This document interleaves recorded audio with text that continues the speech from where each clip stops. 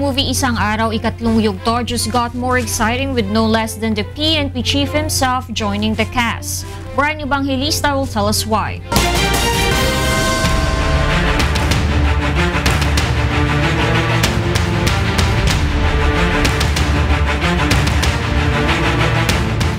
Before he rose to fame, PNP Chief Ronald Bato de la Rosa was a simple cop, not used to getting attention.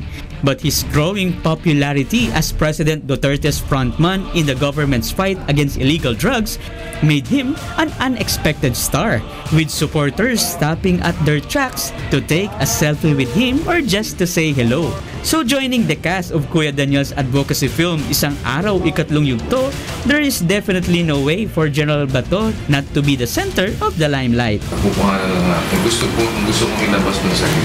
Kung ano yung ninyo ngayon, sentimento ninyo ngayon. Parang ito yung nangyayari, merong bumabakbak sa atin, kailangan natin intensify yung natin, campaign natin, dahil ito yung sitwasyon ngayon. Though his taking part in the film was unexpected, the gig was a walk in the park for the chief, as he was just being himself in front of the camera, drawing motivation from his day-to-day life. Actually, I was not acting.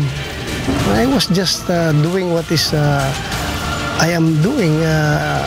Yung daily routine ko, yung daily na ginagawa ko, parang ganun lang. So there was no really acting about it. I'm just being me and my normal self. General Bato is delighted about the movie's theme, which he describes as a big moral booster to our police.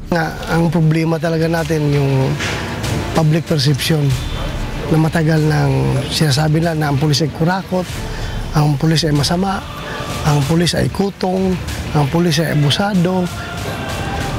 Gusto natin magbago yung pagtingin ng taong bayan sa kanilang kapulisan. He thanks Kuya Daniel for giving him the chance to be part of the film. Excited. Masaya. At least through this picture, may parating natin sa taong bayan yung gusto nating may parating na mensahe. Pasalamat po ko kay Kuya Daniel.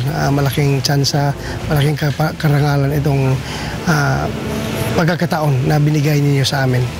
That's why through the movie Isang Araw, Ikatlong Yugto, the Chief PNP invites everyone, police and civilians alike, to support the PNP in its campaign and give the police and the government a chance to restore peace and order in the country.